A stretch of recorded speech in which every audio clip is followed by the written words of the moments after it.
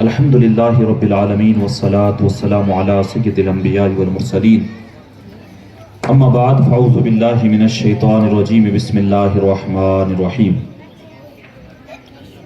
الرحمن علم القرآن خلق الانسان علمہ البیان صدق اللہ مولانا العظیم وبلغنا رسولہ النبی الامین الکریم ونحن على ذلك لمن الشاهدين والشاكرين والحمد لله رب العالمين اللهم نور قلوبنا بالقرآن وزين أخلاقنا بالقرآن وأدخلنا الجنة بالقرآن ونجنا من النار بالقرآن إن الله وملائكته يصلون على النبي يا أيها الذين آمنوا صلوا عليه وسلموا تسليما اللهم صل على سيدنا ومولانا محمد مبارك وسلم صلوا عليه صلاة والسلام عليك سيد يا رسول الله صلاة والسلام عليك سيد يا حبيب اللہ۔ تمام تعریفیں اللہ جل مجدہ الکریم کی ذات بابرکات کے لیے جو خالق کائنات بھی ہے اور مالک شش جہات بھی۔ اللہ عز و جل کی تعریف و توصیف کے بعد درود رسول محتشم نبی مکرم اللہ کے پیارے امت کے سہارے رب کے محبوب دانائے غیوب مالک رقاب امم فخر عرب و عجم ولی کون و مکان سیاح لا مکان سید انس و جان سرور لالا روخاں نیر تاباں سرنشین محوشاں ماہ خوباں شہنشاہ حسینہ تتمائے دوراں سرخیل زہرہ جمالا جلوائے صبح ازل نور ذات لم یزل باعث تکوین عالم فخر آدم و بنی آدم نیر بطحا رازدار ما اوحا شاہد ماتعا صاحب علم نشرح معصوم آمنہ حضرت احمد مجتبہ محمد مصطفیٰ صلی اللہ تعالی علیہ وآلہ وسلم کی بارگاہ بے کس پناہ میں اپنی عقیدتوں محبتوں اور ارادتوں کا خراج عقیدت پیش کرنے کے بعد عزتوں کی مسندوں پر جلوگر معزز و مکرم برادر گرامی حضرت علامہ مولانا حیدر صاحب قبلہ قاری علی شیر صاحب قبلہ ناظم اجلاس قاری یوسف صاحب قبلہ مولانا جمال فیضانی حافظ شاہ نواز صاحب دیگر جتنے بھی علماء ذی وقار حفاظ کرام ائمہ کرام میرے سامنے تشریف فرما بزرگوں نوجوان ساتھیوں بچوں خواتین اسلام السلام علیکم ورحمۃ اللہ وبرکاتہ۔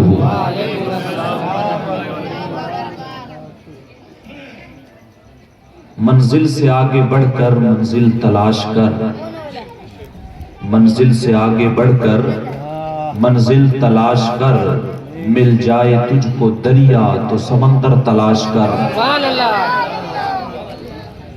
ہر شیشہ ٹوٹ جاتا ہے پتھر کی چوٹ سے ہر شیشہ ٹوٹ جاتا ہے پتھر کی چوٹ سے پتھر ہی ٹوٹ جائے وہ شیشہ تلاش کر پتھر ہی ٹوٹ جائے وہ شیشہ تلاش کر اور سجدوں سے تیرے کیا ہوا صدیاں گزر گئی سجدوں سے تیرے کیا ہوا صدیاں گزر گئی دنیا تیری بدل دے وہ سجدہ تلاش کر دنیا تیری بدل دے وہ سجدہ تلاش کر اور ہر انسان جل رہا ہے عداوت کی آگ میں اس آگ کو بجھا دے وہ پانی تلاش کر اس آگ کو بجھا دے وہ پانی تلاش کر کرے سوار اونٹ پر اپنے غلام کو کرے سوار اونٹ پر اپنے غلام کو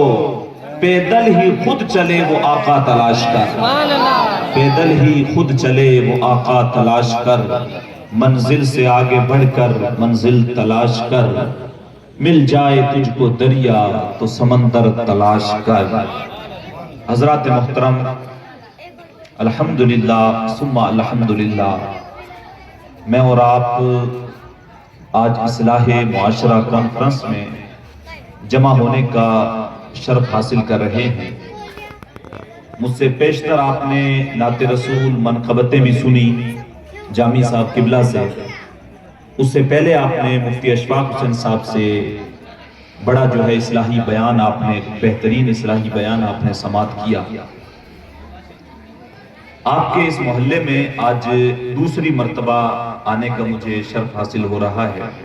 پچھلے سال 22 رمضان کو میں آپ کے یہاں پر حاضر ہوا تھا، اور آج دوسری مرتبہ مولانا غلام حیدر صاحب قبلہ کی جو ہے صدا پہ میں نے لبیک کہتے ہوئے آپ حضرات کے یہاں پہ حاضر ہوا ہوں۔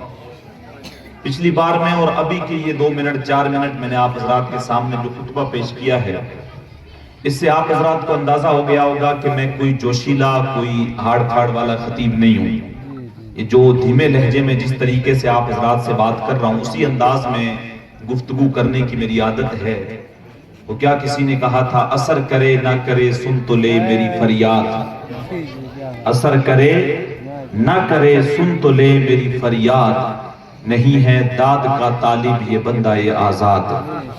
تو صاحبان اسٹیج سے اور آپ حضرات سے بھی گزارش کروں گا، خاص طور سے یہ مدنی منیاں اور مدنی منع جو بیٹھے ہوئے ہیں، آپ حضرات سے مؤدبانہ گزارش کروں گا، زیادہ لمبی گفتگو کرنے کی بھی عادت نہیں ہے، جتنی دیر بیٹھیں توجہ کے ساتھ بیٹھیں، اور اگر آپ کو مناسب لگے تو آپ سبحان اللہ ماشاءاللہ کہیں، ورنہ اس کے لیے بھی میں آپ کو نہیں کہوں گا کہ آپ زور سے ماشاءاللہ کہیں یا سبحان اللہ کہیں، بلکہ اگر آپ توجہ کے ساتھ بیٹھ کے سنیں گے تو اس سے مجھے زیادہ خوشی ہوگی۔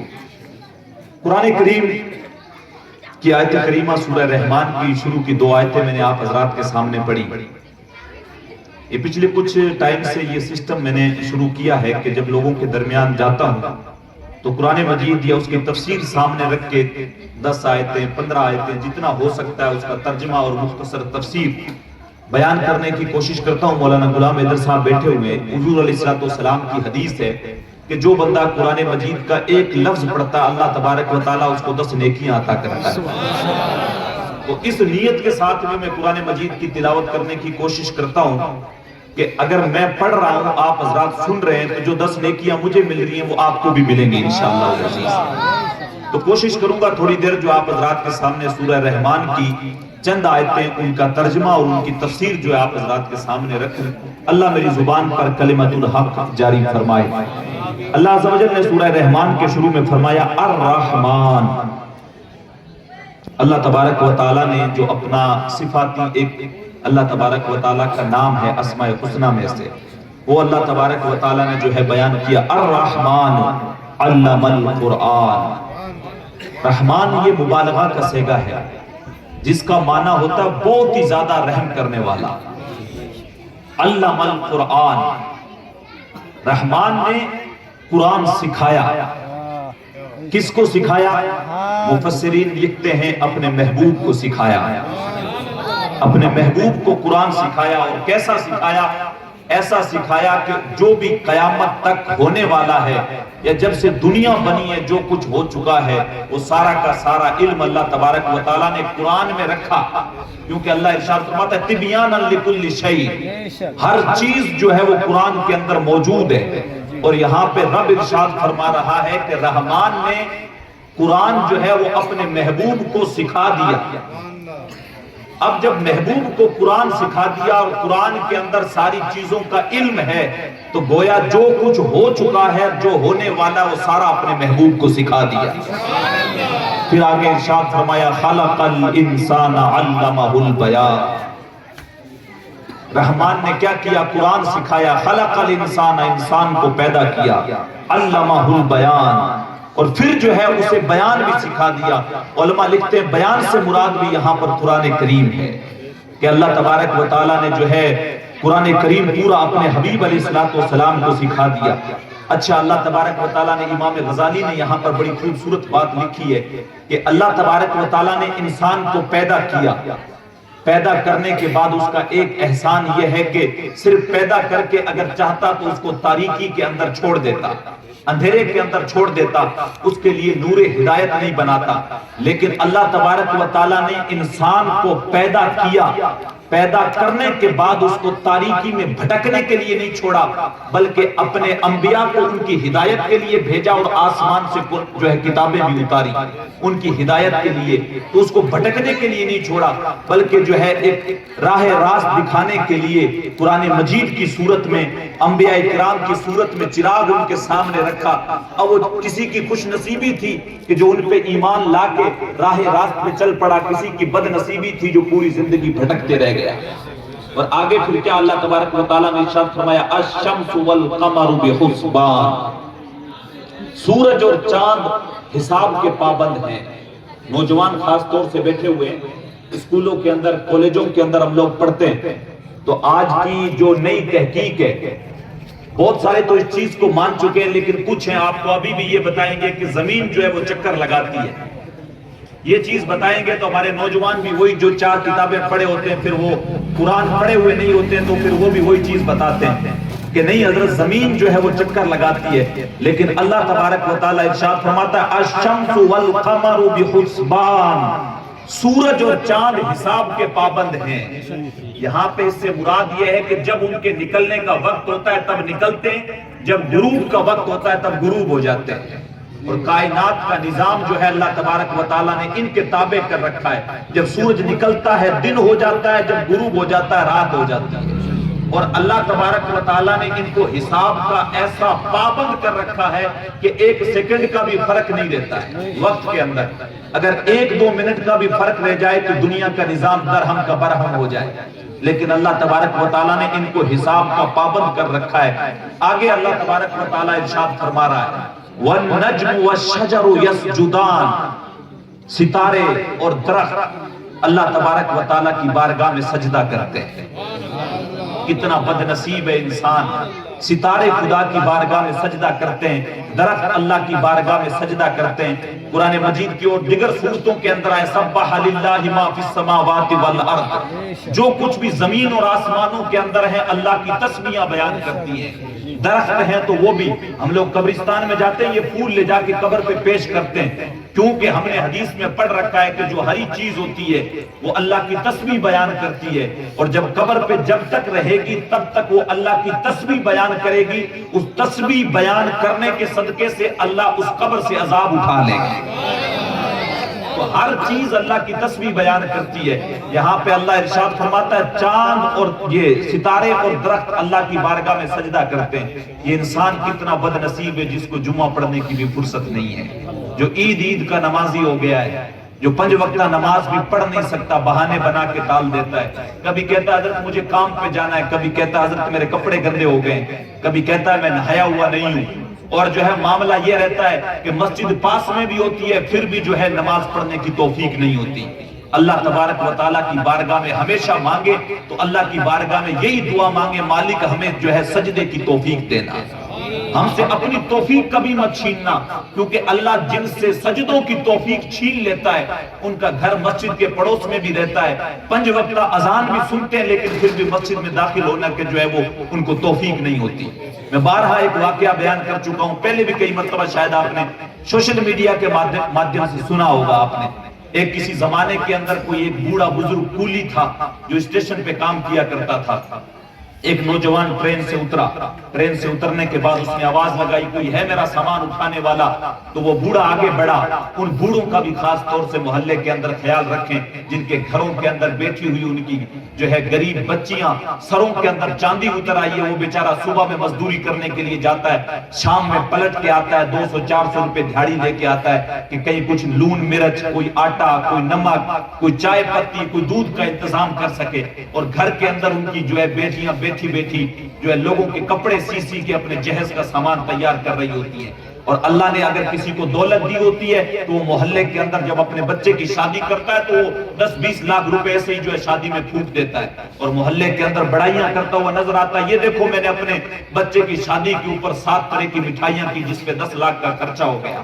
صاحب تیرا کس کام کا وہ 10 لاکھ روپے مٹھائیوں پہ خرچ کرنا جو تیرے ہی محلے کے اندر تجھے وہ نظر نہیں آیا کہ تیرے ہی محلے کی گلی کے نکڑ کے اوپر کسی بوڑھے کی بیٹیاں بیٹھی اس کی دہلیز پہ بوڑھی ہو رہی تھی اور تجھے ان کا کبھی خیال نہیں آیا؟ تو خیال کرنا چاہیے معاشرے میں ان لوگوں کا بھی جو لوگ دیہڑی مزدوری کر کر کے جو ہے اپنا ٹائم پاس کرتے ہیں۔ اسی طریقے کا کوئی غریب تھا، اسٹیشن پہ کام کرتا تھا، اس نوجوان کا سامان اٹھایا، سامان اٹھانے کے بعد جب بازار سے گزرنے لگا تو پاس میں مسجد پڑتی تھی، مسجد جب پڑھتی تھی تو اس نوجوان سے کہنے لگا کہ بیٹے میں نے عصر کی نماز نہیں پڑھی ہے، اگر تم تھوڑی دیر رکو تو میں مسجد ہے عصر کی نماز پڑھاتا۔ اس نے کہا بابا جلدی جاؤ لیکن جلدی پڑھ کے آنا، میں تمہارا یہیں پہ انتظار کر رہا ہوں۔ وہ بزرگ اندر گیا، جا کے نماز پڑھنے میں مشغول ہو گیا، اور ایسا اس کا معمول تھا کہ نماز پڑھنے کے بعد وہ کوئی تسبیح بھی پڑھتا تھا، تسبیح پڑھنے میں مشغول ہو گیا۔ اب یہ نوجوان باہر کھڑا کھڑا پریشان ہو گیا، اس کو بڑی حیرت ہوئی، بابے کو بڑی دیر ہو گئی ہے اندر، کافی دیر ہو گئی، آخر ابھی تک آیا کیوں نہیں ہے؟ تو اب یہ جوتے اتار کے مسجد کے اندر نہیں جا رہا ہے، ہم جو مسجد کے اندر جاتے ہیں جوتے رکھنے والی جگہ ہوتی ہے وہاں پہ کھڑا ہے، اور وہاں پہ کھڑے کھڑے اندر منہ کر کے مسجد کے اندر منہ کرتا ہے، جوتے والی جگہ پہ جوتے پہن کے کھڑا ہے، پنجابی لہجے کے اندر کہتا ہے کہ بابا ہن تا آ جا، بڑی دیر ہو گئی، کیڑی شے تینوں باہر نہیں آن دیندی۔ پنجابی میں بول رہا بابا ہن تا آ جا، بہت دیر ہو گئی تیرے کو، کتنی دیر ہو گئی، ابھی تک کیوں نہیں آیا، کون سی چیز تجھے باہر نہیں آنے دیتی ہے؟ وہ بابا نماز پڑھ کے جو ہے بیٹھا ہوا تھا، تسبیح پڑھ رہا تھا، سبحان اللہ سبحان اللہ سبحان اللہ۔ حضور کی حدیث ہے کہ جو الحمدللہ الحمدللہ پڑھتا ہے کل قیامت کے دن اللہ تبارک و تعالیٰ اس کے نامہ اعمال کو میزان پہ نیکیوں سے بھر دے گا۔ جو سبحان اللہ پڑھتا ہے، الحمدللہ پڑھتا ہے، اسی حدیث کے دوسرے الفاظ ہیں کہ زمین اور آسمان کے درمیان جو جگہ ہے، جو سبحان اللہ اور الحمدللہ کی تسبیح بیان کرتا ہے، اللہ زمین اور آسمان کے درمیان کی جو جگہ ہے اس کے لیے نور سے بھر دیتا ہے۔ تو اللہ الحمدللہ سبحان اللہ کی تسبیح پڑھا کریں۔ اس بابے کی بھی عادت تھی، وہ تسبیح پڑھتا تھا، سبحان اللہ الحمدللہ الحمدللہ تسبیح پڑھ رہا تھا۔ اس نے اندر نہیں گیا، جوتوں والی جگہ پہ کھڑا ہو کے اندر منہ کر کے پنجابی لہجے میں کہتا ہے بابا بڑی دیر ہو گئی، کیڑی شے تینوں باہر نہیں آنی، ہن تا آ جا۔ تو اس بابے نے پیچھے مڑ کے مسکرا کے جواب دیا، پتر جڑی شے تینوں اندر نہیں آن دیندی اوہی مینوں باہر نہیں آن دیندی، جڑی شے تینوں اندر نہیں آن دیندی اوہی مینوں باہر نہیں آن دیندی۔ مسجد کی سیڑھیوں پہ کھڑا ہے، جہاں پہ ہم جوتیاں اتارتے ہیں وہاں پہ کھڑا ہے، لیکن اس کو توفیق نہیں ہوئی کہ چلو مسجد آ گئی، نماز تو میں نے بھی نہیں پڑھی ہے، وضو کرتا ہوں 4 رکعت عصر کی نماز میں بھی پڑھ لیتا ہوں، لیکن نہیں۔ تو اللہ کی بارگاہ میں جب بھی دعا کریں یہ دعا کریں، مالک ہماری پیشانی جو ہے ہمیشہ تیری بارگاہ میں جھکتی رہے، ہماری نسلوں میں بھی کوئی بے نمازی نہ ہو۔ خیر اگر میں تفصیل میں جاؤں گا تو بات لمبی ہو جائے گی۔ آگے اللہ تبارک و تعالیٰ ارشاد فرماتا ہے، یہاں پر ارشاد فرمایا وَالنَّجْمُ وَالشَّجَرُ يَسْجُدَانِ، ستارے درخت اللہ کی بارگاہ میں سجدہ کرتے ہیں۔ پھر آگے ارشاد فرمایا وَالسَّمَاءَ رَفَعَهَا وَوَضَعَ الْمِيزَانَ، اور اللہ تبارک و تعالیٰ ہی نے آسمان کو بلند کیا ہے۔ اللہ تبارک و تعالیٰ اپنی شان کبریائی بتا رہا ہے، یہ جو آسمان تم بلند نظر تمہیں آ رہا ہے، جو لاکھوں کلومیٹر کی دوری پہ ہے، اس کو اللہ تبارک و تعالیٰ ہی نے بلند کیا ہے۔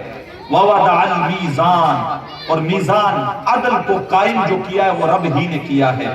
آگے ارشاد فرماتا ہے اللہ تطغوا فی المیزان، تاکہ جو ہے تم تولنے میں زیادتی نہ کرو، یعنی عدل قائم کیا اللہ تبارک و تعالیٰ نے۔ اگر کوئی آپ ایسا سامان بیچتے ہیں، کوئی تولنے والا سامان بیچتے ہیں، تو اللہ تبارک و تعالیٰ ارشاد فرماتا ہے اس میں زیادتی نہ کرو۔ ایسا نہیں ہے کہ کسی کی نظر بھٹکی اور تم نے جو ہے ادھر سامان کم رکھا ہوا ہے، کسی کو جو ہے کم تول کے دینا 1 کلو ہے، تم اس کی جگہ جو اس کو 900 گرام دے رہے ہو، یا تم نے کانٹے کے دوسرے والی سائڈ پہ جو ہے چنگم چپکا رکھی ہے، کوئی جو چمک جس کو بولتے چپکانے والی لگا لی تم نے کہ 200 گرام ادھر سے کٹتا رہے گا، اس کو لگے گا 1 کلو ہی لے رہا ہوں، نہیں، اس کی بڑی مذمت آئی ہے۔ کئی قومیں جو ہیں وہ کم تولنے کی وجہ سے برباد کر دی گئی، قرآن اٹھا کے دیکھیں۔ تو اللہ تبارک و تعالیٰ ارشاد فرماتا ہے اللہ تطغوا فی المیزان، تاکہ تم تولنے میں زیادتی نہ کرو، ایسا نہیں ہے۔ اور آگے ارشاد فرمایا وَأَقِیمُوا الْوَزْنَ بِالْقِسْطِ وَلَا تُخْسِرُوا الْمِیزَانَ، اور ارشاد فرمایا اور وزن کو ٹھیک رکھو انصاف کے ساتھ، یعنی جب بھی تم وزن کرو، کسی کو کوئی چیز تول کے دینے لگو، چاہے وہ تیل ہو، چاہے وہ آٹا ہو، چاہے وہ نمک ہو، کوئی بھی چیز ہو، جب تولنے لگو تو انصاف قائم کرو، برابر اس کو تول کے دو، ذرہ برابر بھی اس کے اندر کمی نہ ہو۔ اگرچہ تم فروٹ کا کاروبار کر رہے ہو، سبزی کا کاروبار کر رہے ہو، کسی بھی چیز کا کر رہے ہو، اگر تم یہ سوچ رہے ہو کہ ہر 1 کلو میں سے 100 گرام میں روزانہ نکالوں گا اور 1 کوئنٹل اگر میں بیچتا ہوں تو 10 کلو اس طریقے سے میرا پروفٹ ہو جائے گا، نہیں، وہ تمہارے مال میں برکت نہیں ہوگی۔ لیکن اگر تم انصاف کے ساتھ کسی کو تول کے دو گے تو اللہ تبارک و تعالیٰ جو ہے تمہارے اس کے اندر بہت ہی زیادہ برکت جو ہے وہ عطا کر دے گا۔ تو انصاف کرو تولنے کے اندر۔ آگے ارشاد فرمایا وَالْأَرْضَ وَضَعَهَا لِلْأَنَامِ، اور جو ہے اس نے زمین کو پیدا کیا اپنی مخلوق کے لیے۔ زمین کو اس لیے بنایا تاکہ تم کھیتی باڑی کرو، اس کے اوپر اپنے گھر بناؤ، اس کے اوپر تم اپنے سفر کرو، عالی شان محل تعمیر کرو اور اپنی زندگی کو عیش و آرام کے ساتھ گزارو۔ اس لیے اللہ تبارک و تعالیٰ نے جو ہے زمین کو پیدا کیا۔ لیکن عیش و آرام سے مطلب یہ نہیں ہے کہ رب کی نافرمانیاں کرتے ہوئے گزارو۔ عیش و آرام سے یہ بالکل مطلب نہیں ہے کہ زمین کو اللہ تبارک و تعالیٰ نے تمہیں جو ہے پیدا کیا ہے تمہارے لیے تو تم اس کو جو ہے ناچ گانوں کا اڈا بنا دو، بدماشیوں کا اڈا بنا دو، تم جو ہے حرام کاموں کو اس کے اوپر کرو، نہیں۔ اللہ ارشاد فرماتا ہے زمین کو تمہارے لیے اس لیے پیدا کیا گیا ہے تاکہ تم سکون کے ساتھ اس کے اوپر رہو اور اپنے اڑوسیوں پڑوسیوں کو بھی سکون کے ساتھ رہنے۔ آگے ارشاد فرمایا فیہا فاکہۃ والنخل ذات الاکمام، اللہ ارشاد فرماتا ہے اس میں اللہ تبارک و تعالیٰ نے طرح طریقے کے پھل پیدا کیے۔ یہ اللہ تبارک و تعالیٰ ہی کی شان ہے کہ اس نے زمین کے اندر کئی ایک قسم کے پھل پیدا کیے، اور کھجوریں غلافوں والی، کھجوروں کے اندر بھی پیدا کی لیکن ان میں بھی کئی ایک کوالٹیاں رکھی، الگ الگ طریقے کی کھجوریں آپ کو ملیں گی۔ بتاؤ یہ تمہارے رب کے علاوہ کون کر سکتا ہے؟ آگے ارشاد فرمایا وَالْحَبُّ ذُو الْعَصْفِ وَالرَّيْحَانِ، اور اناج بھی پیدا کیا تمہارے لیے، اور جو ہے اس کے ساتھ کیا کیا، اور بھوسا بھی رکھا جانوروں کے لیے۔ اناج تو تمہارے لیے رکھا، گیہوں جب تم نے بجائی کی اناج تمہارے لیے نکل گیا، کچرا جو بچہ وہ جانوروں کے لیے رکھ گیا۔ تو اللہ تبارک و تعالیٰ نے تمہارے لیے کیسی کیسی نعمتیں رکھی۔ والریحان، اور خوشبودار پھول رکھے، یہ پھول اٹھا کے دیکھو، یہ پھول دیکھو تم، اللہ تبارک و تعالیٰ نے تمہارے لیے رکھے، جو تمہارے اسٹیجوں کی زینت بنا کے رکھا اس کو۔ تو خوشبودار پھول بھی اللہ نے تمہارے لیے پیدا کیے۔ یہ ساری کچھ نعمتیں اللہ نے بیان کی۔ اللہ تبارک و تعالیٰ نے ساری تمہارے لیے زمین پیدا کی، اس میں تمہارے لیے باغات لگائے، طرح طرح کے فروٹ اس میں پیدا کیے، تمہارے لیے اناج اگایا، جانوروں کے لیے بھوسا اگایا، کچرا بنایا، اس میں تمہارے لیے پھول بھی پیدا کیے۔ یہ ساری نعمتیں اپنی گنانے کے بعد اللہ تبارک و تعالیٰ ارشاد فرماتا ہے فَبِأَيِّ آلَاءِ رَبِّكُمَا تُكَذِّبَانِ، انسان بتا تو صحیح اپنے رب کی کون کون سی نعمت کو جھٹلائے گا، کون کون سی نعمت کو جھٹلائے گا تو؟ اس کی اگر ایک نعمت ہوتی تو جو جھٹلاتا، تو جدھر بھی نظر اٹھا کے دیکھے گا اسی کی رحمتوں کے جلوے تجھے نظر آئے۔ سبحان اللہ۔ تو دیکھ تو صحیح، تو دیکھ تو صحیح، آسمان سے برستا ہوا پانی، جھرنوں سے برستا ہوا پانی، وہ پھلوں سے لدے ہوئے درخت، وہ ٹھنڈی ٹھنڈی ہوائیں، وہ الگ طریقے کے اتنے قسم کے تیرے لیے کھانے، وہ تجھے سب کچھ اللہ تبارک و تعالیٰ نے اتنی نعمتیں عطا کی۔ فَبِأَيِّ آلَاءِ رَبِّكُمَا تُكَذِّبَانِ، اپنے رب کی کون کون سی نعمتوں کو جھٹلاؤ گے؟ پھر ارشاد فرمایا خَلَقَ الْإِنسَانَ مِنْ صَلْصَالٍ كَالْفَخَّارِ، اللہ اکبر۔ ارشاد فرمایا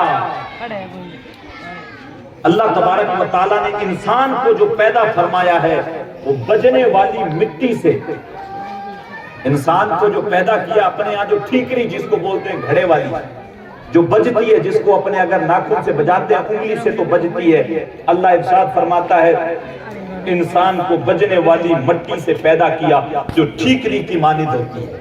انسان کی حقیقت تو یہ ہے، آج میں اور آپ تکبر کرتے ہیں، گھمنڈ کرتے ہیں، کسی کے پاس دولت آ جائے تو زمین پہ سینہ چوڑا کر کے چلتا ہے، کسی کے پاس گاڑی ہو تو پھر اس کا ایک الگ سرور رہتا ہے، کسی کے پاس بنگلہ ہو تو اس کا ایک الگ مزہ ہے، اس کا ایک الگ سرور ہے، اس کی جو ہے وہ ٹوری الگ ہو جاتی ہے، وہ سارا کچھ تکبر کرتا ہے۔ کسی کے پاس دولت کا نشہ ہے، کسی کے پاس پاور کا نشہ ہے، کسی کے پاس گاڑی کا نشہ ہے، کسی کے پاس مکان کا نشہ ہے، کسی کے پاس علم کا نشہ، الگ الگ نشے ہیں۔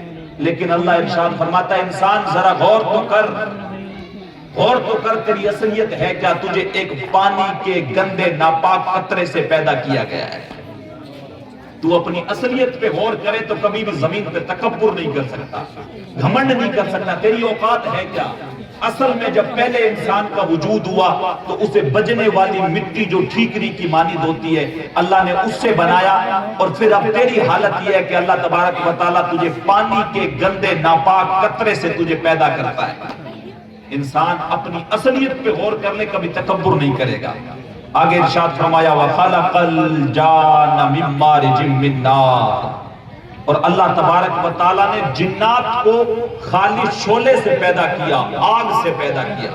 انسانوں کو تو مٹی سے بنایا، لیکن جنات کو بھڑکتا ہوا شعلہ ہوتا ہے آگ، اس سے پیدا کیا۔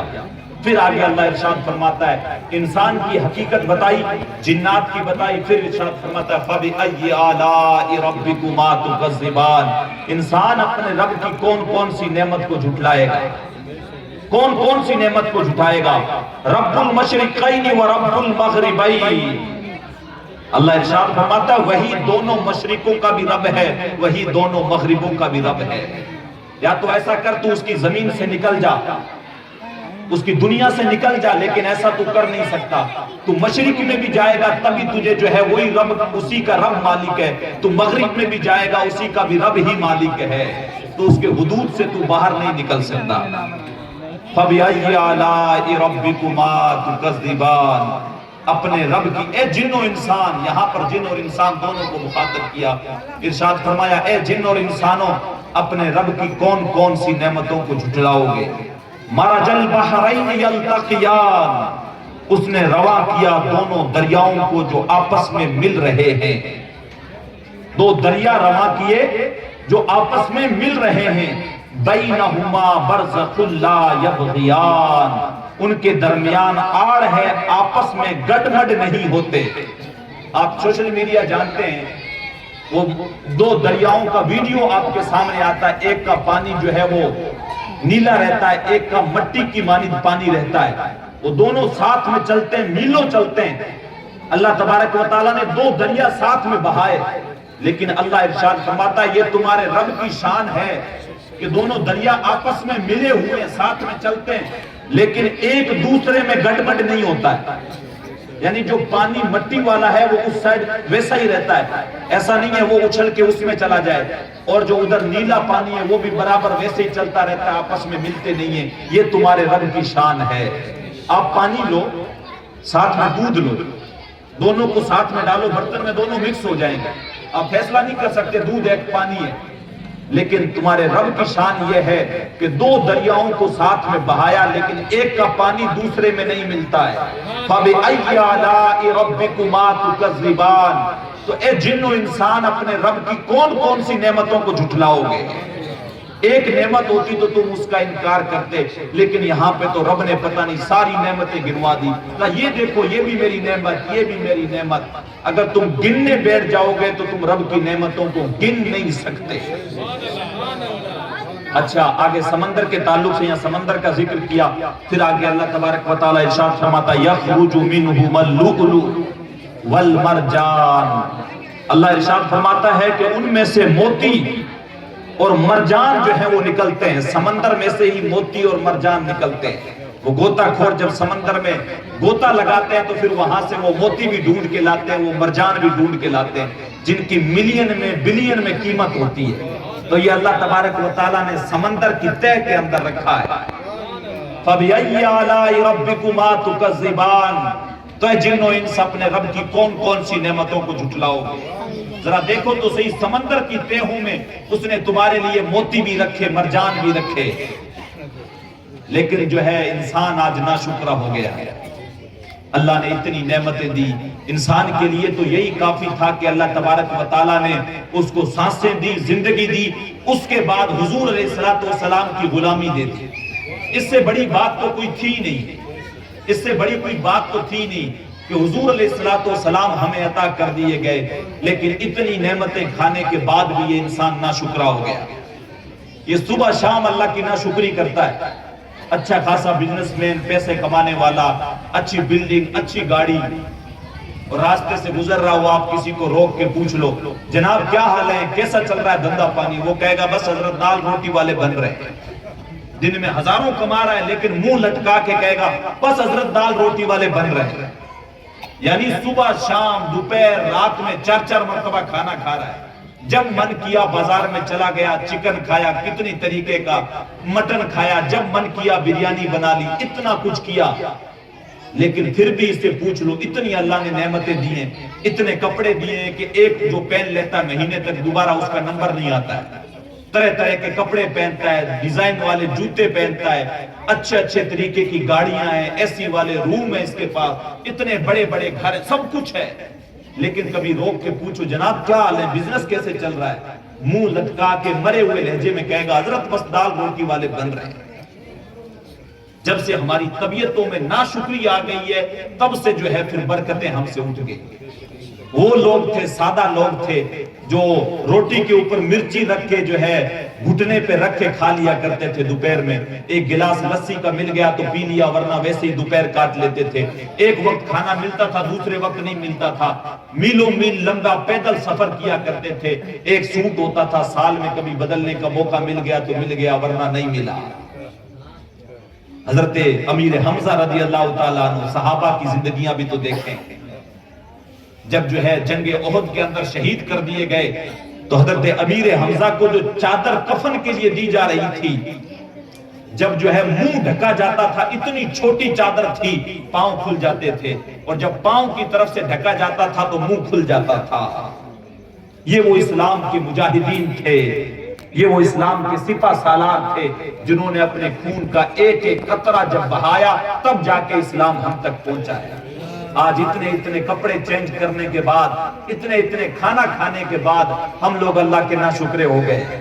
آخر میں حضور نے ارشاد فرمایا ایسا کرو کہ چادر کو منہ والی طرف سے ڈھک دو اور پاؤں کی طرف جو ہے وہ گھاس ڈال دو۔ حضور کے سگے چچا ہیں، جنگ احد کے اندر جن کو جو ہے کفار نے شہید کر دیا، پھر اس کے بعد ان کو مسلح بھی کر دیا گیا، ناک کان کاٹ لیے گئے، کلیجہ نکال کے جو ہے وہ چبایا گیا۔ حضور علیہ السلام کے سر پہ پٹی بندھی ہوئی ہے اور صحابہ سے کہہ رہے کوئی میرے چچا کی کہانی مجھے سناؤ، آنکھوں میں آنسو ہیں، امام الانبیاء ہیں۔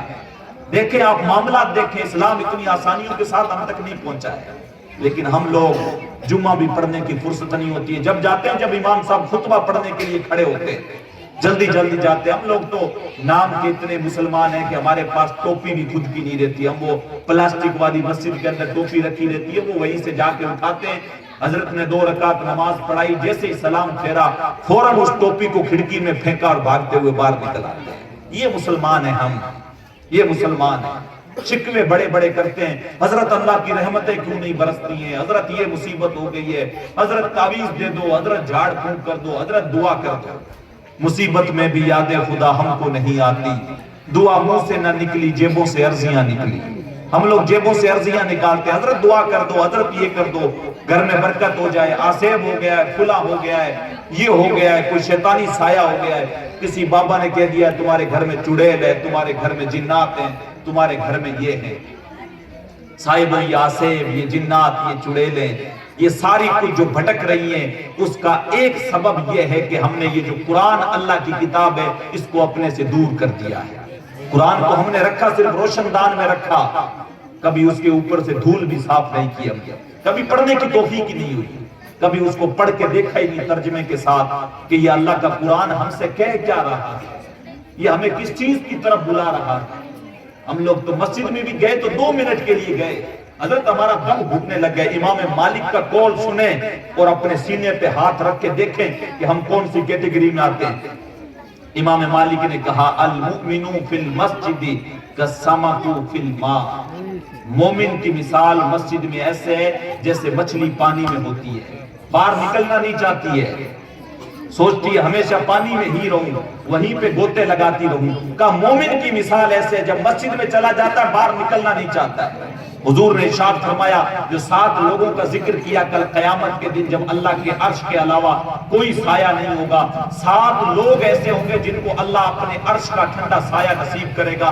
اس میں سے جو تیسرے بندے کا حضور نے ذکر کیا اس میں ارشاد فرمایا وَرَجُلٌ قَلْبُهُ مُعَلَّقٌ فِي الْمَسَاجِدِ، تیسرا بندہ وہ ہے جس کا دل ہمیشہ مسجد میں لٹکا ہوا رہا، ایک نماز پڑھ لی تو دوسرے کے انتظار میں بیٹھا رہا، ایک نماز پڑھ لی دوسرے کے انتظار میں رہا۔ میرے حضور نے ارشاد فرمایا کچھ لوگ ہوتے ہی ایسے ہیں جو مسجدوں کی میکھیں ہوتے ہیں، جب بھی تم ان کو تلاش کرو گے تمہیں مسجدوں میں ملیں گے۔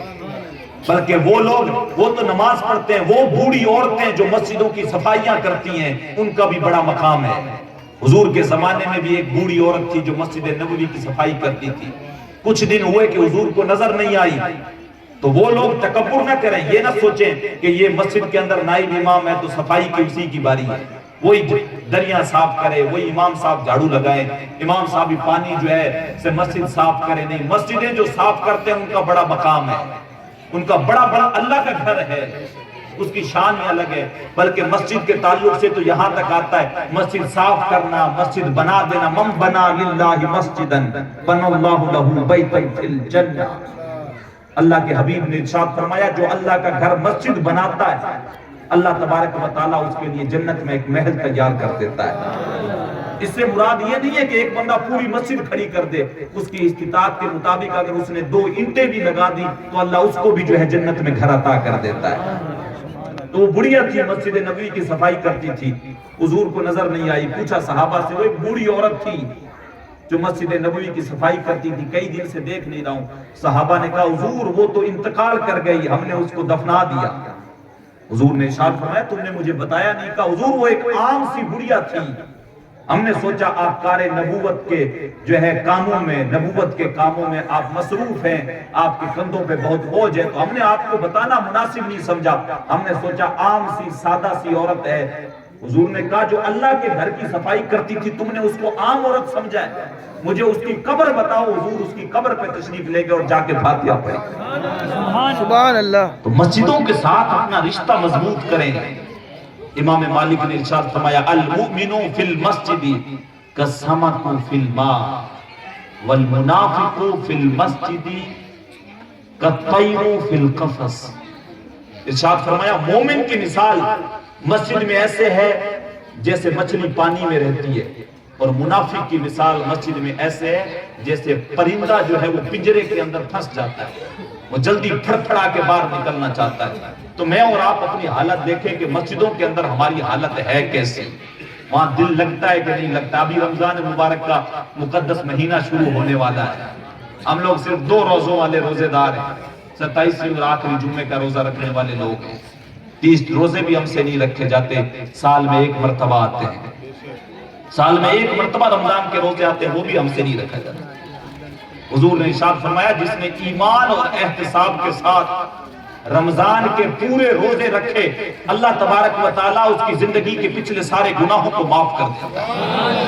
2 روزے رکھنے سے نہیں ہوتے، جس طرح ہم لوگوں نے ماحول بنا رکھا ہے 2 روزے صرف رکھتے ہیں، آخری جمعہ اور 27ویں، اور وہ بھی 1 نہیں رکھتے ہیں، 2 رکھتے ہیں۔ اور کسی سے پوچھو کہ یار یہ 2 کیوں رکھتے ہو، 1 ہی تو رکھ لو، اب 27 28 چھوڑ دیے ہیں تو ایک ہی رکھ لو، 2 کی اب کیا ضرورت ہوگی؟ نہیں حضرت 1 اس لیے نہیں رکھتے ہیں کہ 1 رولتا ہوا پھرے گا، اس لیے ہم لوگ 2 رکھتے ہیں۔ سوچ دیکھیں آپ، کوالٹی دیکھیں ہمارے قوم کی، فلسفر والی سوچ دیکھیں کتنی اعلیٰ سوچ ہے۔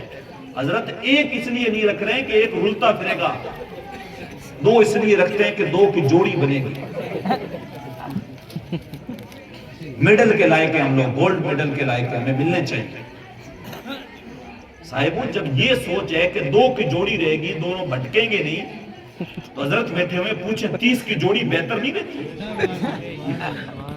30 کی تو ایک پوری جماعت بن جائے گی جو ایک آپس میں جو ہے ایک قافلہ بن کے رہے گا، اگر کوئی بچھڑنے بھی لگے گا تو 29 اس کو بچھڑنے نہیں دیں گے، بولا تو جا کہاں رہا ہے ہمارے ساتھ میں، 2 میں سے تو ہو سکتا ہے کوئی 1 آدھا ادھر ہو جائے، اگر 30 رہیں گے تو باقی اگر 1-2 بچھڑنے بھی لگے گا تو وہ 27-28 سے ان کو جانے نہیں دیں گے. بولا تم جا کہاں رہے ہو؟ ہمارے ساتھ رہو، ہمارے ساتھی ہو. لیکن ہم اپنی سوچ کو بدلنا نہیں چاہتے.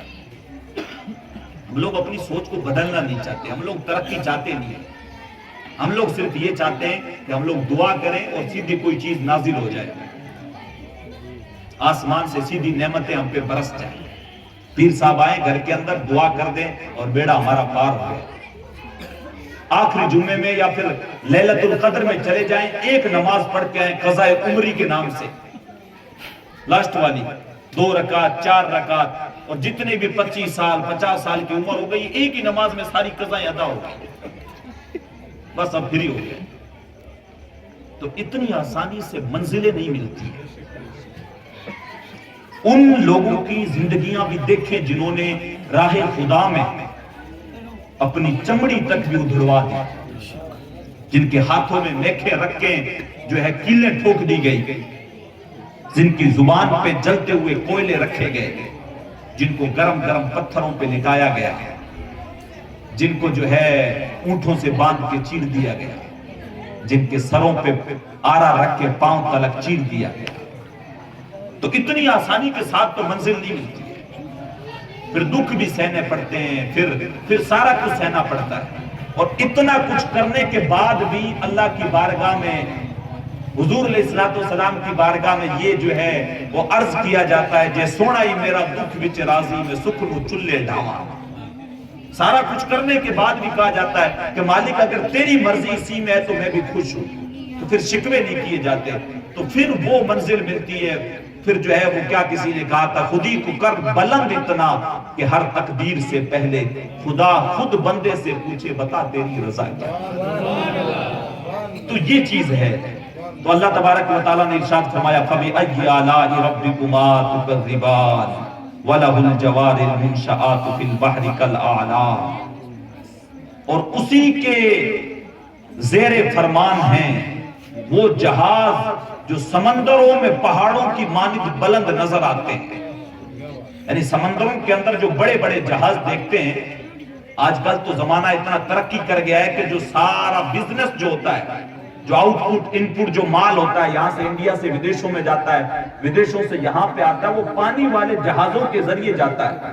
اور اللہ ارشاد فرماتا ہے کہ اس کو اگر تم سمندروں میں دیکھو گے ان جہازوں کو تو تمہیں دور سے یہ لگے گا جیسے سمندروں میں پہاڑ ہیں، اور وہ سارے کے سارے اللہ کے زیر فرمان ہیں. اگر اللہ تبارک و تعالیٰ نہ چاہے تو سمندر کے اندر جہاز نہیں چل سکتے. تو ان سمندروں کے اندر اگر پانی کی سطح پہ ان جہازوں کو اگر کوئی چلا رہا ہے تو وہ تمہارا رب چلا رہا ہے. بے شک بے شک. اس کی باغ ڈور اگر کسی نے سنبھال رکھی ہے تو تمہارا رب ہی ہے. تو اس رب کی کون کون سی نعمتیں جھٹلاؤ گے؟ پلٹ کے اسی کی طرف آ جاؤ. کل من علیہا فان وَيَبْقَى وَجْهُ رَبِّكَ ذُو الْجَلَالِ وَالْإِكْرَامِ. اللہ ارشاد فرماتا ہے جو کچھ زمین پہ ہے سب فنا ہو جائے گا، کچھ بھی باقی نہیں رہے گا. باقی رہنے والی ذات صرف تمہارے رب کی ہے. سب کچھ آسمان، زمین، یہ گھر، یہ کھیت، یہ کھلیہان، یہ انسان، یہ جانور، سب کچھ جو ہے وہ فنا ہو جائے گا.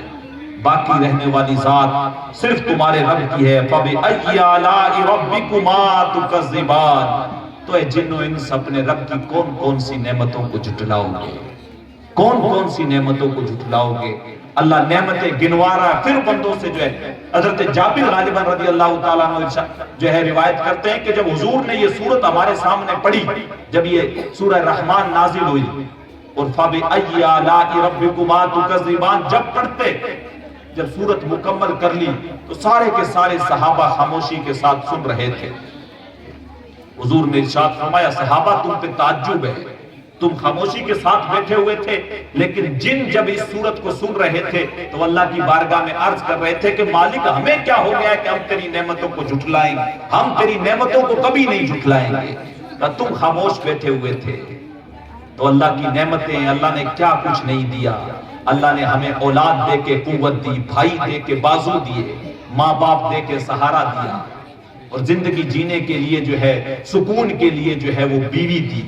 بھائی بہن دیے، یہ رشتے دیے، دوست و احباب دیے، اتنی نعمتیں دی، طرح طرح کے کھانے دیے، اتنا سارا کچھ، یہ جو ہے چمچماتی ہوئی پوری دنیا، یہ تارکول کی بچھی ہوئی سڑکیں، یہ سارا کچھ، یہ پھل، یہ فروٹ، یہ اناج، اتنی ساری کچھ جو نعمتیں دی ہیں وہ اللہ ہی نے تو دی ہیں۔ اس کے علاوہ ایسی کون سی ذات ہے جو یہ نعمتیں دے سکتی ہے؟ تو مجھے اور آپ کو چاہیے کہ ہم لوگ جو ہیں اللہ تبارک و تعالیٰ کے نعمتوں کی قدر کریں، نہ شکری نہ کریں۔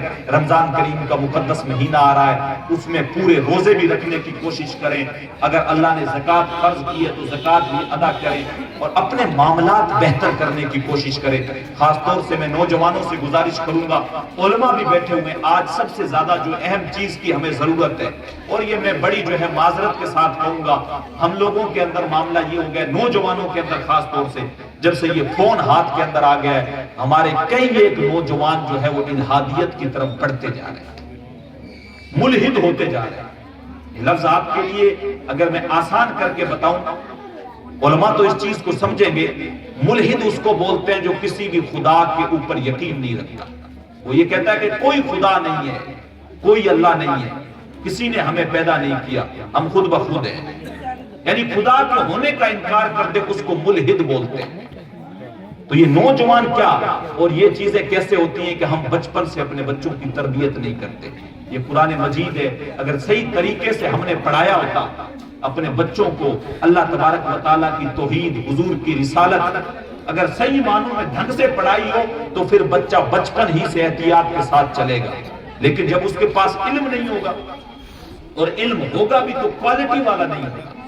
میں علماء سے گزارش کروں گا، جو اسکولی لائن والے بیٹھے ہیں ان سے بھی گزارش کروں گا، تعلیم کوئی سی بھی حاصل کریں اس کے اندر کوالٹی لے کے آئیں۔ کوالٹی جب تک نہیں ہوگی تب تک کوئی بھی علم فائدے مند نہیں ہے۔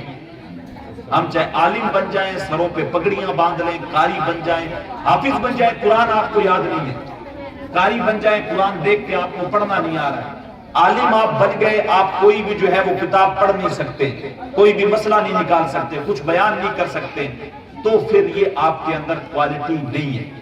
اور اگر ہم کسی معاملے پہ بات کر رہے ہیں، جیسے اگر مدارس کے اوپر کہہ رہے ہیں کہ مدارسوں کے اندر اگر تعلیمی کوالٹی میں کمی آ گئی ہے، یا کوئی بھی تعلیم ہے جو مینٹل اعتبار سے ہم لوگوں نے جو ہے وہ ترقی نہیں کی ہے، ہم لوگ جہاں تھے وہی کے وہی ہیں، گھر ہم نے اچھے بنائے، اسٹینڈرڈ ہم نے اپنا اچھا کیا ہے، کپڑوں کا، کھانے پینے کا، اس کا، لیکن دین کے مذہبی معاملے میں اور تعلیمی معاملے میں، چاہے وہ دنیاوی تعلیم ہو چاہے دینی تعلیم ہو، اس میں جو کوالٹی آنی چاہیے تھی وہ نہیں آئی۔ تو اگر کسی مدرسے کے تعلق سے یا کوئی چیز کہہ رہے ہیں کہ مدرسوں کے اندر تعلیم کی کوالٹی بہتر ہونی چاہیے، تو مدرسے والوں کو اس سے یہ چیز نہیں لینی چاہیے کہ ہم مدرسے کا مذاق اڑا رہے ہیں، نہیں۔ یعنی جیسے حضرت قبلہ بیٹھے ہوئے، اگر میں کہوں اگر آپ میں سے کوئی ہے بیمار ہے، ڈاکٹر کے پاس گیا اور ڈاکٹر نے یہ کہا کہ حضرت آپ کو ہو گیا ٹائیفائڈ، تو ڈاکٹر کا مراد آپ وہاں پہ یہ نہیں ہے کہ وہ آپ کو ڈرا کے مارنا چاہتا ہے، نہیں، اس نے آپ کو مرض بتایا، اس کا مطلب یہ وہ آپ کو کہہ رہا ہے کہ آپ اس کا علاج کروائیں، وقت سے پہلے اس کا علاج کروائیں، ورنہ یہ آپ کے لیے ناسور بن سکتا ہے۔ تو اگر اسی طریقے سے اسکولوں میں یا پھر مدارس کے اندر تعلیمی کوالٹی میں گراوٹ ہے اور اس پہ کہہ رہے ہیں کہ چندہ بہت زیادہ ہو رہا ہے لیکن ویسا ریزلٹ نہیں مل رہا ہے، تو اس کا مطلب یہ نہیں ہے کہ مدرسوں کی ہم برائی کر رہے ہیں، نہیں، بلکہ مدرسے والوں کو آگاہ کر رہے ہیں کہ جس طریقے سے تعلیم ہونی چاہیے وہ نہیں ہو رہی ہے، آپ اس کا کوئی حل تلاش کریں، اچھے ٹیچرز رکھیں، اچھے اساتذہ رکھیں، اور تعلیم کا گراف ہے اس کو اوپر لے کے آئیں۔ سالانہ چاہے 4 بچوں کو دستار دیں لیکن کوالٹی والے بچے پیدا کریں، تاکہ وہ اسٹیج پہ کھڑے ہو کے جب دین کی بات کریں تو سامنے سے اگر کوئی اعتراض کرے تو اس کا جواب بھی دے سکیں۔ کسی مسجد میں جب وہ بیٹھے تو ان سے کوئی اگر مسئلہ پوچھے تو اس مسئلے کا جواب دے سکیں۔ وہ کسی منچ پہ کھڑے ہوں تو جب وہ بات کریں تو قرآن اور حدیث کے ساتھ کریں، جب وہ مصلی پہ کھڑے ہوں تو ان کے پاؤں کپ کپائیں نہیں۔ تو اگر یہ چیز ہم کہہ رہے ہیں تو اس کا مطلب یہ ہے کہ وہ مرض ہے جس کی تشخیص ہم کر رہے ہیں، یہ چیز بتا رہے ہیں کہ آپ اس کا وقت رہتے ہوئے علاج کریں۔ اگر اسی طریقے سے ہوٹل والے حالات اور جس طریقے سے ہاسٹل والے حالات ہوتے ہیں مدرسوں کے بنائے رکھے تو آنے والی نسلیں آپ کو کبھی معاف نہیں کریں گی، کبھی بھی آپ کو معاف نہیں کریں گے۔ اور محلے کے جو شہروں کے ذمہ دار حضرات ہیں ان سے بھی میں گزارش کروں گا، یہ جو نوجوان نسل ہے، نوجوان جو کوئی 10ویں پڑھ کے چھوڑ چکا ہے، جو 12ویں پڑھ کے چھوڑ چکا ہے، یا ابھی کچھ پڑھ رہے ہیں اور اس کے بعد پھر یہ غلط کاموں کی طرف جا رہے ہیں یا اس تعلیم کو مکمل نہیں کر رہے ہیں، تو آپ حضرات کی ذمہ داری بنتی ہے کہ آپ ان حضرات کو ایک تنظیم کے تحت لیں اور دیکھیں کہ کوالٹی والے بچے کون سے ہیں، تاکہ ان کو اچھی کوالٹی کی تعلیم دلائیں، تاکہ وہ قوم کی باغ ڈور آ کے سنبھال سکیں۔ یہ چیز بہت اہم ہے، یہ چیز بہت اہم ہے۔ اور خاص طور سے نوجوان بچوں کو جب دینی اور دنیاوی تعلیم جب رکھیں تو کم سے کم ان کو دین کا اتنا علم دیں کہ کوئی بھی طوفان آئے بدعقیدگی کا، کوئی بھی جھونکا آئے ایسا، تو ان کے ایمان کو خراب نہ کر سکے۔ اتنا کم سے کم ان کو ضروریات دین کا اور عقائد کے تعلق سے علم ہو کہ کوئی بھی بہروپیہ ان کا ایمان خراب نہ کر سکے۔ تو یہ نوجوانوں سے بھی میں گزارش کروں گا، آپ کے ہاتھ میں سوشل میڈیا ہے، فون ہے، آپ ہر کسی بندے کو نہ سنیں، کیونکہ آج جو ہے وہ اسلامی لبادہ اوڑھ کے بہت سارے ایسے بھی چور بیٹھے ہوئے ہیں جو آپ کا ایمان کب لوٹ لیں گے آپ کو پتہ ہی نہیں ہوتا ہے، یہ پتہ ہی نہیں ہوتا ہے۔ بندہ سوچ رہا ہوتا ہے میں بہت انٹیلیجنٹ ہوں حضرت، مجھے صحیح اور غلط کا پتہ ہے، آپ کو پتہ ہی نہیں چلتا کب ہاتھ سے ایمان نکل چکا ہوتا ہے۔ تو اس کے لیے لازمی ہے حضرت قبلہ جیسے جو آئمہ حضرات ہیں اور جن کو واقعی میں ان چیزوں کے بارے میں پتہ ہے بھئی یہ عالم ہے، اور حضور علیہ السلام اللہ تبارک و تعالیٰ کی ذات کے تعلق سے یا صحابہ اہل بیت ان کے تعلق سے اس کا رویہ اچھا ہے، اور علماء اہل سنت میں سے ہے، تو ان سے نشاندہی کروائیں کہ حضرت ہم یوٹیوب وغیرہ پہ سنتے ہیں تو کن کو سنیں، تو جو یہ آپ کو گائیڈ لائن دیں کہ ان کو آپ سنیں تو انہی کو سنیں، خود میں مفتی بننے کی کوشش نہ کریں، ورنہ پھر کیا ہوگا کہ آپ سے کب جو ہے ایمان نکل جائے گا پتہ ہی نہیں چلے گا۔ تو آج سوشل میڈیا کے ذریعے سے بھی دین سیکھا جا سکتا ہے، حضرت کے پاس بھی آئیں پوچھیں، خاص طور سے توحید اور حضور علیہ السلام۔ اور ایک بات میں بڑی معذرت کے ساتھ کہوں گا، وہ یہ ہوا ہے کہ ہمارے بچے جو اگر آج بہت سارے اگر کچھ ایسے ہو گئے جو یا دوسرے فرقے والوں کی طرف جا رہے ہیں، تو کہیں نہ کہیں ہمارے علماء کی بھی اس کے اندر غلطی ہے کہ انہوں نے صحیح معنوں میں ان کو وہ چیزیں دی نہیں جس کی انہیں ضرورت تھی۔ سب سے پہلے ان کو ضرورت تھی کہ اللہ تبارک و تعالیٰ کی توحید ان کو بہت اچھے طریقے سے بتایا جاتا، ان کو یہ سکھایا جاتا کہ آپ کی سانس سے لے کے آپ کے قدم جو اٹھ رہے ہیں A to Z جتنی چیزیں، آپ کا یہ جو ڈھانچہ نظر آ رہا ہے، یہ کائنات کے اندر پھیلی ہوئی بہار ہے، یہ A to Z جتنی چیزیں یہ ساری کی ساری پیدا کرنے والی ذات وہ رب کی ذات ہے۔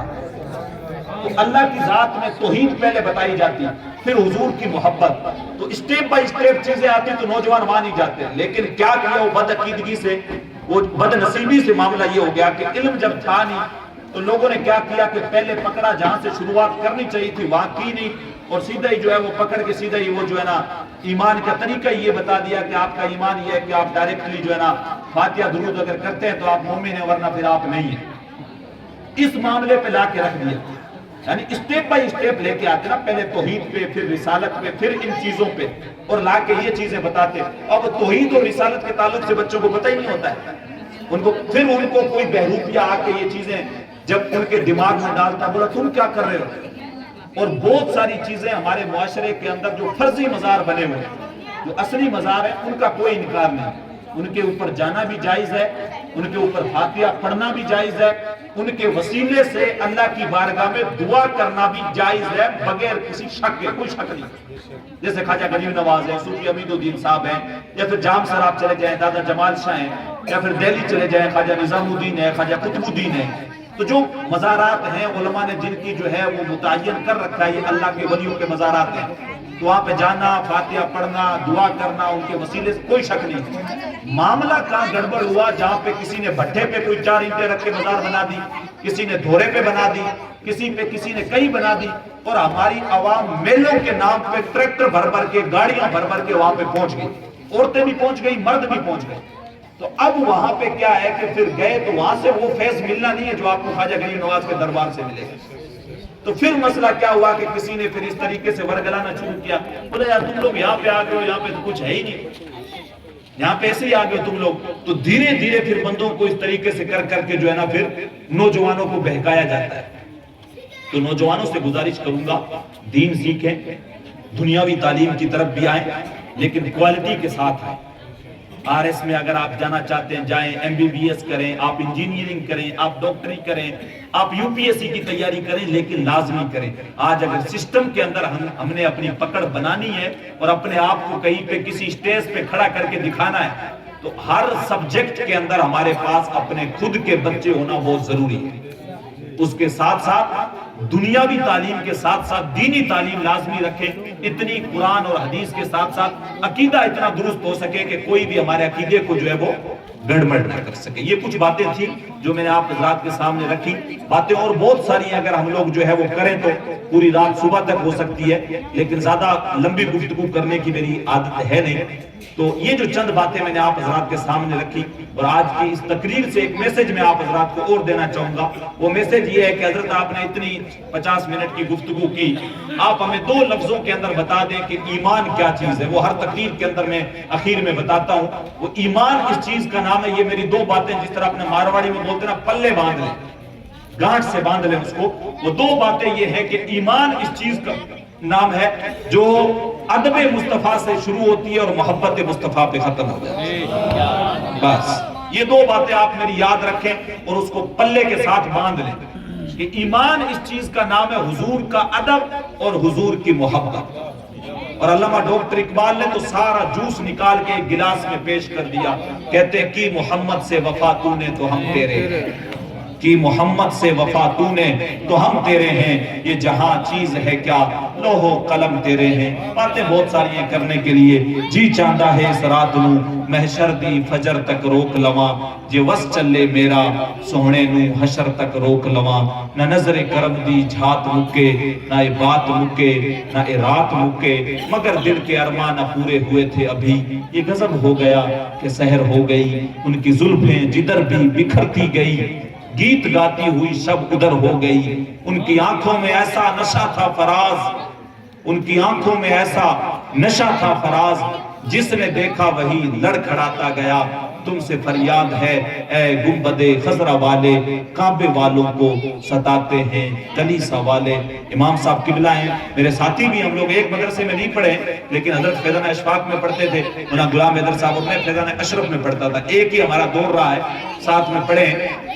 8 کلومیٹر کا فاصلہ تھا. آپ کی مسجد میں امام ہیں, ہر اعتبار سے ان کا ساتھ دیں, ان کی اقتداء کے اندر چلیں. جو بھی دین کے معاملات میں آپ کو گائیڈ لائنز دیں یا جو بھی چیزیں کہیں, تو نوجوان خاص طور سے بوڑھے کسی بھی طریقے کا کوئی بھی اختلاف پیدا کرنے کی کوشش نہ کریں, بلکہ جو چیز حضرت کہیں حضرت کی اقتداء میں چلیں, اور جو ہے مل کے ساتھ میں دین کا دنیاوی تعلیم کے لیے, دینی تعلیم کے لیے, معاشرے کی بہتری کے لیے, محلے کی بہتری کے لیے, دین کی بقا کے لیے حضرت کی اقتداء میں جو ہے وہ کام کریں. اور پچھلے سال جو ہم نے کمیٹی بنائی تھی فیضان مولا علی رضی اللہ تعالی عنہ, ان کے جتنے بھی نوجوان ہیں وہ سارے بھی جو ہیں وہ مبارکباد کے لائق ہیں. اللہ آپ سب کی عمروں میں برکتیں نصیب کرے, خوب دین کی خدمت کریں, خوب اپنی جو ہے قوم کے لیے, انسانیت کے لیے, محلے کے لیے, اسلام کے لیے بہتر کام کریں. اللہ آپ سب کو دنیا آخرت کی بھلائیاں نصیب کرے. استغفر اللہ ربی من کل ذنب واتوب الیہ وما علینا الا البلاغ. السلام علیکم ورحمۃ اللہ وبرکاتہ.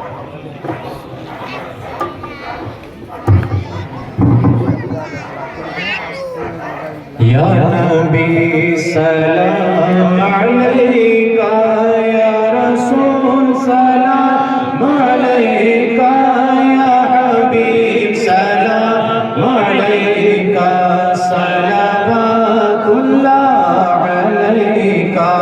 آپ کا تشریف لانا وقت بھی کتنا سہانا, جگمگائے اٹھا زمانہ, پورے گا